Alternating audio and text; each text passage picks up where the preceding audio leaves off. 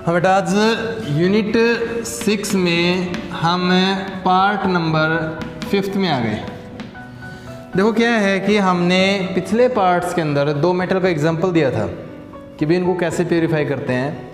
तो अभी तक मेटल को प्योरीफाई कर रहे हैं जो हम स्टार्टिंग से मेथड बता रहे हैं ना, 4 मेथड उन्हीं के द्वारा।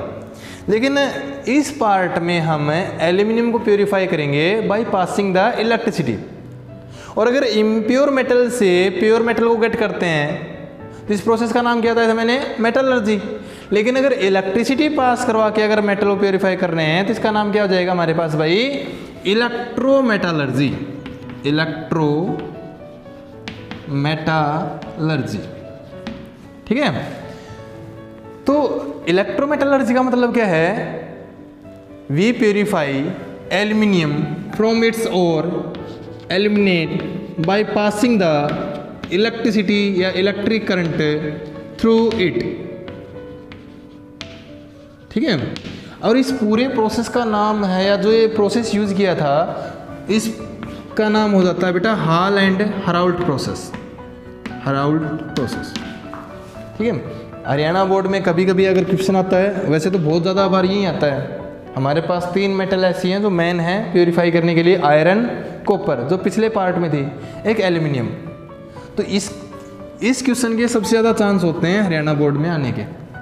तुम्हारे पास क्वेश्चन ऐसे भी आ सकता है कि भाई how can we purify the aluminium from में एल्यूमिनेट, या फिर ऐसे भी आ सकता है explain Hall and Heroult process, सीधा आ जाएगा। तो तुम्हें आंसर में कहाँ से लिखना पड़ेगा कि in Hall and Heroult process we purify aluminium from its ore aluminate by passing electric current through it, this is called electrometallurgy, ठीक है। अब बात आती है कि जी देखो, हम तो कॉपर को भी प्योरीफाई कर चुके हैं पहले एग्जांपल लेके। उसमें हम क्या करते थे भाई, यहाँ पर इम्प्योर कॉपर ले लेते थे, यहाँ पर प्योर कॉपर ले लेते थे। इसमें थोड़ा सा चेंजमेंट है।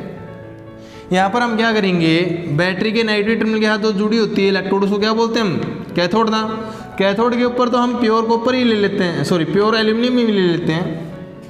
यहाँ पर एनोड के रूप में एज कार्बन ले लेते हैं, ग्रेफाइट, ठीक है। और जो एल्यूमिनेट है हमारे पास, एल्यूमिनियम ऑक्साइड है, वो एज ए इलेक्ट्रोलाइट ले लेंगे, क्योंकि जैसे ही इलेक्ट्रिसिटी पास करवाएंगे तो किस में टूट जाएगा, Al3 positive and O2 negative. ये Al3 पॉजिटिव इसके ऊपर डिपॉजिट होते जाएंगे। भाई बात तो सिंपल है, ठीक है। लेकिन ये हमारे पास जो Al2O3 है वो इलेक्ट्रिसिटी कंडक्ट ही नहीं करता, तो इलेक्ट्रोलाइट की तरह बिहेव कैसे करेगा, है ना। जैसे कि हमारे पास अगर हम प्योर वाटर ले लेते हैं तो वो भी तो इलेक्ट्रिसिटी कंडक्ट नहीं करता था, लेकिन उसके अंदर हम क्या कर देते थे, कोई इलेक्ट्रोलाइट ऐड कर देते थे, कोई साल्ट ऐड कर देते थे, तो ये क्या करने लग जाता था, इलेक्ट्रिसिटी कंडक्ट करना स्टार्ट कर देता था। तो सेम उसी तरीके से इसके अंदर भी हम एक इलेक्ट्रोलाइट ऐड कर देंगे, जिसके कारण ये क्या करने लग जाएगा, इलेक्ट्रिसिटी कंडक्ट करना स्टार्ट कर देगा। तो हम इसके अंदर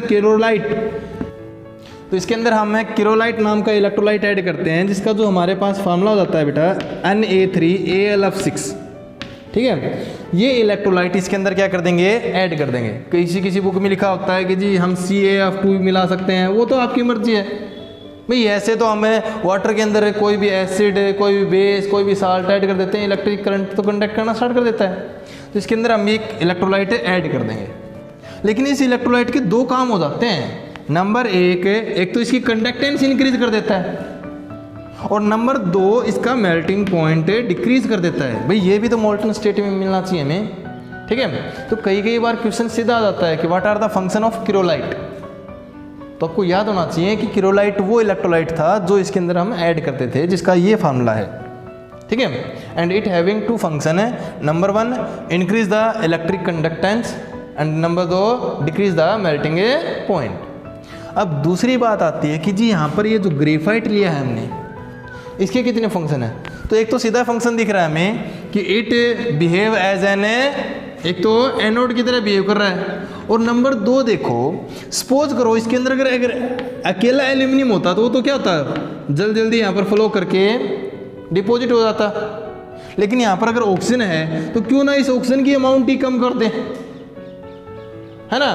तो यहाँ पर अगर ऑक्सीजन की अमाउंट कम कर दी तो क्या हो जाएगा, सिर्फ एल्यूमिनियम बचेगा, वो फटाफट यहाँ पर मूव करके यहाँ पर डिपॉजिट हो जाएगा।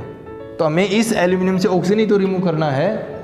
तो क्या होगा कि एक तो ये जो ग्रेफाइट है तुम्हारे पास पूछा जाए कि what is the function of graphite है, तो तुम क्या लिखोगे, नंबर एक तो it behave as an anode, और नंबर तो क्या करता है, it decrease the concentration of oxygen in the electrolyte. ये ऑक्सीजन की कंसंट्रेशन को क्या कर देता है, डिक्रीज कर देता है। कैसे कर देता है, वो ऑक्सीजन के साथ रिएक्ट करके यहाँ पर किसकी फॉर्मेशन कर देगा, CO2 की फॉर्म में चेंज हो जाएगा, मतलब बर्न हो जाएगा। ये कार्बन की जो ये इलेक्ट्रोड है वो बर्न हो जाएगी और किस में कन्वर्ट हो जाएगी, कार्बन डाइऑक्साइड में। तो इसका मतलब तो ये हुआ जी, ये अगर बर्न हो रही है तो कितनी बर्न होगी, हम अगर 1 kg एल्यूमिनियम को गेट करना चाहते हैं तो उसके लिए 1/2 kg ग्रेफाइट को बर्न करना पड़ता है। कहने मतलब है 1 kg एल्यूमिनियम गेट होते ही आधा kg क्या जाती है यहाँ पर एल्यूमिनियम में बर्न हो जाएगी।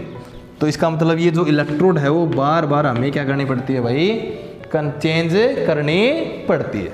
आगे आसन में तो ये जो फंक्शन है इनके वो थोड़ा सा पॉइंट बना के अलग से याद रखना। आगे अब बात आती है कि हम ये तो हो गए प्रोसेस मेटल को प्योरीफाई करने के। एक लास्ट प्रोसेस है by oxidation and reduction process. वैसे ये पहले आ चुका है लेकिन फिर भी थोड़ा सा रिवाइज करवा देते हैं कि हम मेटल को प्योरीफाई कैसे कर सकते हैं, by oxidation and reduction both, दोनों तरीके से। जैसे कि एग्जांपल ले लो मेटल, इस मेटल में आप या तो Ag ले सकते हो या फिर Au ले सकते हो। इसमें हम क्या करते थे, कोई ऐसा रिएजेंट ऐड करते थे जिससे कि क्या बनाता था भाई, एक सोल्यूबल कॉम्प्लेक्स की फॉर्मेशन करता था। याद आया कुछ, है ना, पिछली वीडियो में बताया था। इस प्रोसेस का नाम क्या था हमने, लीचिंग प्रोसेस। इस प्रोसेस का नाम क्या था भाई, लीचिंग प्रोसेस। आगे में और वैसे भी एक इलेक्ट्रोनेगेटिव एलिमेंट जुड़ता है, addition of oxygen, addition of electronegative element is called oxidation. तो यहाँ पर इसका हमने क्या करवाया है, ऑक्सीडेशन ही तो करवाया है। अब सपोज करो एक तो करवा दिया जी, ऑक्सीडेशन तो करवा दिया। ऑक्सीडेशन का फायदा क्या हुआ, फायदा ये हो गया जी, रेत और रेत जैसे जो पार्टिकल है इनसॉल्युबल फॉर्म में है वो हमने रिमूव कर दिए। अब हमारे पास सिर्फ ये कॉम्प्लेक्स बचा है। अब इसका क्या करवा देंगे, रिडक्शन करवा देंगे, मतलब ये जो CN जोड़ा था वापस से क्या कर देंगे, रिमूव कर देंगे। कैसे रिमूव करेंगे जी, कोई हाईली रिएक्टिव एलिमेंट उठा लेते हैं जैसे जिंक वगैरह, वो क्या कर देगा, अपने आप रिमूव कर देगी इसके, है ना। तो यहाँ पर ये जिंक जो है वो कॉम्प्लेक्स फॉर्म में आ जाएगा यहाँ पर, और हमें ये प्योर मेटल गेट हो जाएगी। ठीक है, अब यहाँ पर तुम चाहे अम की जगह Ag लिखो, चाहे अम की जगह Au लिखो, वो तुम्हारी मर्जी है। तो देखो अम से चले थे वहाँ अम पे पहुँच गए, लेकिन इन दोनों में क्या फ़र्क है, ये इम्प्योर था, वो क्या है, प्योर्ड है। आगे बात में सेम उसी तरीके से जी, अगर नॉन मेटल को प्योरीफाई करना हो तो नॉन मेटल किसके साथ जुड़ी हुई मिलेगी आपको, ज़्यादातर तो उसी के साथ जुड़ेगी जो इसको क्या करेगा, इलेक्ट्रॉन डोनेट करेगा। ठीक है, चाहे वो हाइड्रोजन हो चाहे वो मेटल हो, उसके साथ क्या होगी, नॉन मेटल अटैच होगी। तो क्या कर दें, इस मेटल को हटा दें, नॉन मेटल अपने आप मिल जाएगी। तो नॉन मेटल का रिमूव करना मतलब रिमूवल ऑफ हाइड्रोजन या removal of electropositive element. Electropositive element का रिमूवल भी क्या कहलाता है हमारे पास, ऑक्सीडेशन ही तो कहलाता है।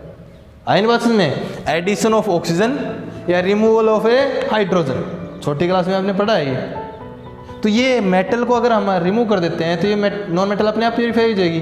तो हमेशा क्या करवा देंगे भाई, सिंपली ऑक्सीडेशन। तो नॉन मेटल का प्योरीफिकेशन ज़्यादातर उनका ऑक्सीडेशन करवा के हम उनको प्योरीफाई कर सकते हैं। बोलो समझ में आया इतना। तो इस वीडियो में हमें यहीं तक करवाएंगे, क्यों, क्योंकि अगले वाला जो टॉपिक है वो रिफाइनिंग के बारे में स्टार्ट हो जाता है, जो इससे थोड़ा सा हटके है। ठीक है, बिल्कुल सिंपल सा है। तो इस यूनिट में एक लास्ट वीडियो और बनेगी रिफाइनिंग के ऊपर। लेकिन अगर इस यूनिट में कोई भी आपको प्रॉब्लम आती हैं तो आप कमेंट बॉक्स में उसको पूछ सकते हो। Thank you.